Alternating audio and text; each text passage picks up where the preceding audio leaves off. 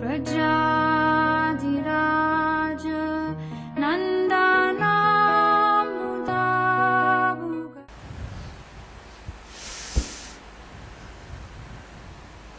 was your question?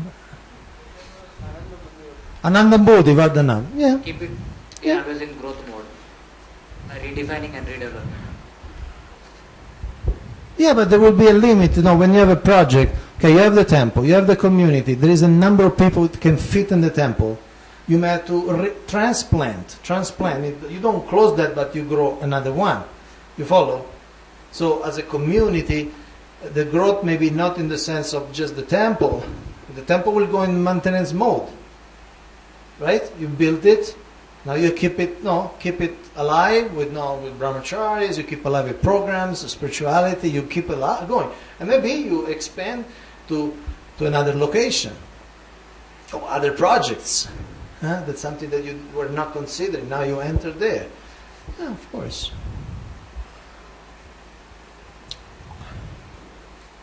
That's your job as ISKCON leaders, right? So as ISKCON leaders, you'll bring growth, sometimes birth, growth, stability, and then you have to redefine and see what needs to be done.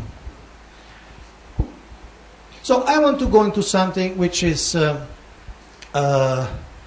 important for community building, and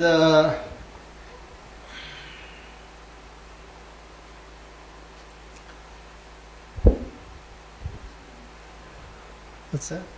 Why doesn't the B has to be here? Huh? Like, okay. I want to show something which I prepared last night. I was in a moment of inspiration. I slept at 1:30. That's why I missed Mongol Arctic. I'm sorry. I didn't hear the alarm. But I was in those creative moments that you feel, and then you have to do something. So I created this presentation last night. So you are the first human beings to see it. Unity in diversity, which is a very crucial issue, especially because, not because, but what made the Uddipana, how would you say, the Uddipana,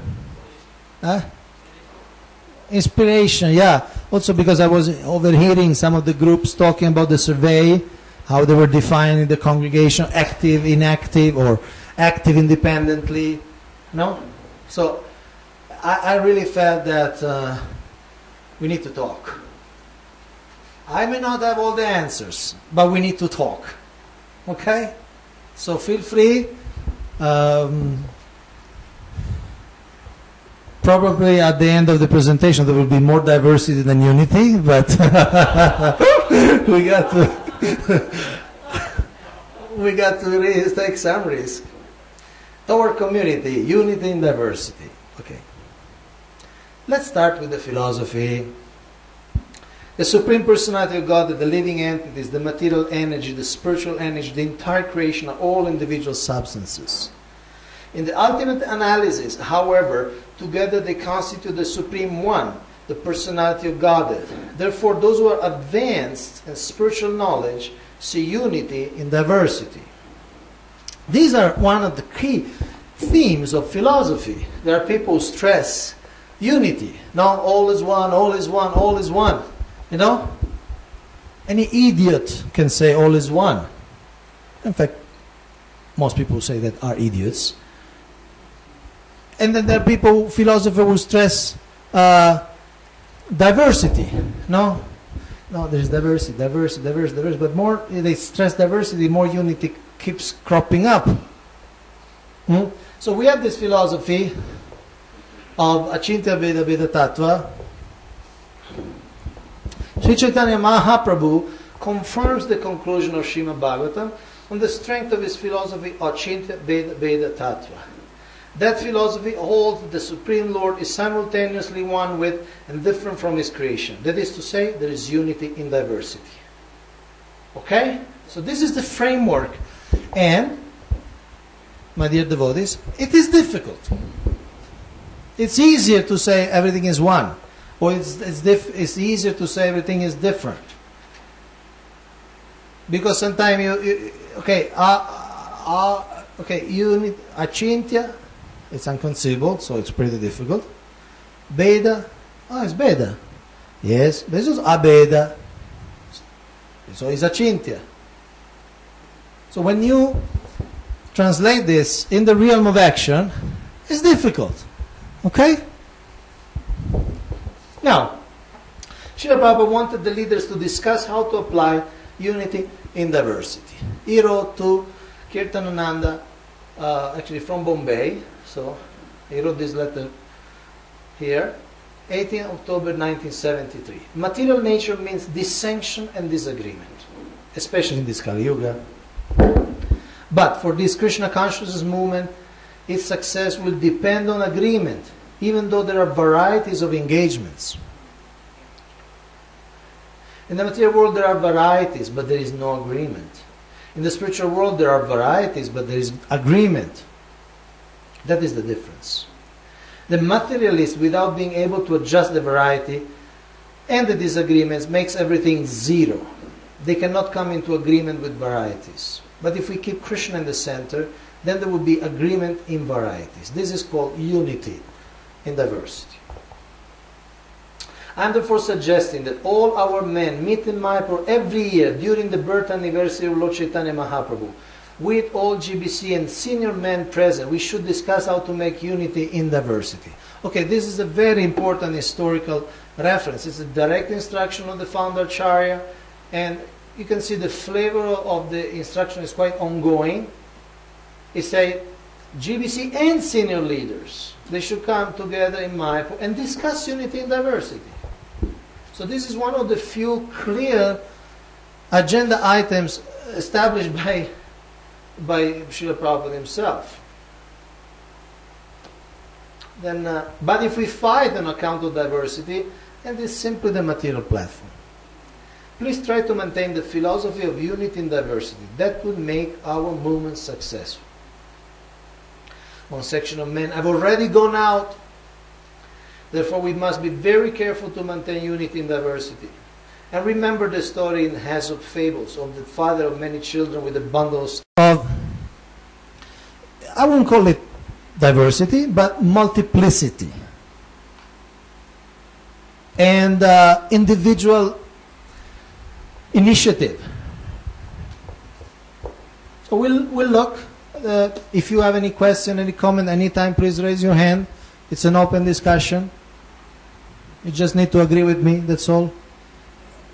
I'm joking.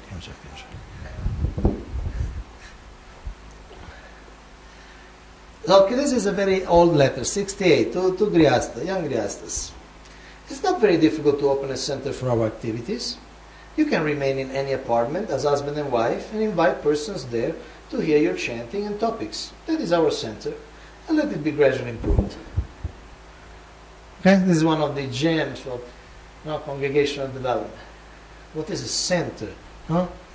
What is a center? Srila Prabhupada says, okay, stay in your apartment, bring people, and that's your center. You're chanting Hare Krishna, and Srila Bhaktivinoda Thakur, in his Godruma Kalpatavi, describes the market of the holy name.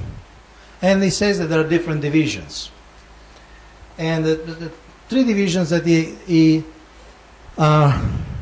describes, one is the bazaar, large market. And he says these bazaars are the holy dhams, where there are many pure devotees. Navadvip, Vrindavan, Puri. We could stretch a little bit the definition, include the large ISKCON temples, where you can get a lot of inspiration, a lot of education. We could include maybe Juhu or other big temples where really you have like a supermarket. You have a lot of engagement, you have a lot of variety, you have a lot of devotees. The Gopinath temple, there's so many varieties. It's like a supermarket of devotional service. Anybody can find something for them. Children, women, right? We could stretch a little bit. Then there is what he calls the shops.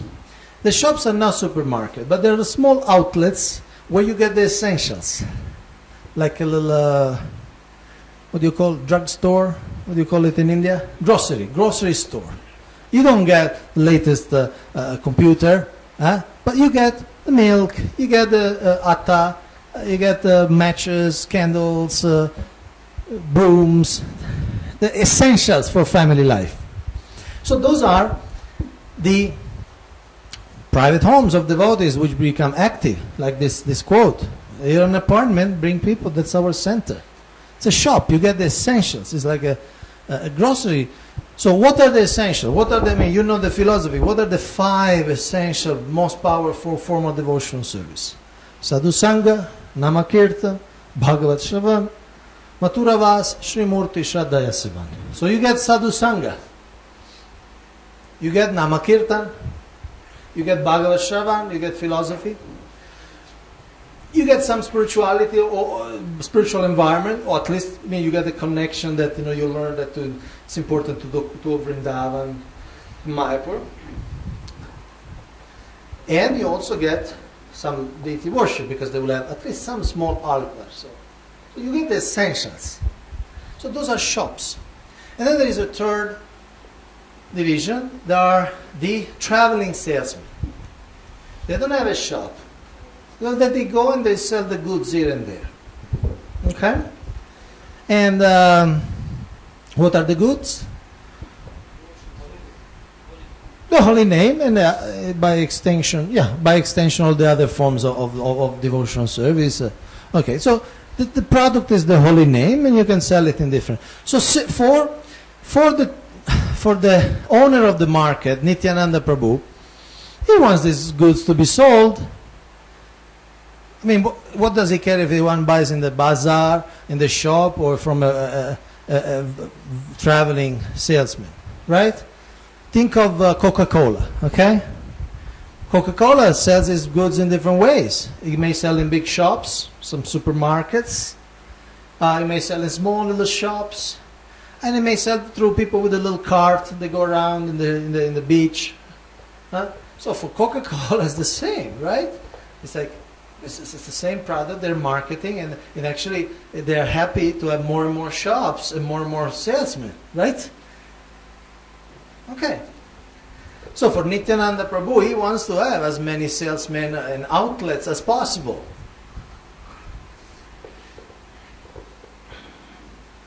Then Kirtanananda, 67. I wish that this is 67 pretty earlier. I wish that each and every branch should keep the independent identity and cooperate, keeping the acharya in the center. On this principle, we can open any number of branches all over the world. The Ramakrishna Mission works on this principle, and thus, as organization, they have done wonderfully. So, culture, language. Sometime in ISKCON, this word independent has a very bad reputation, has a very negative connotation. I don't live in this western part of India, but I move around. Often when you say that devotee is independent, it's almost like a death sentence. It's almost like a very heavy judgment. Or this center is independent. Right?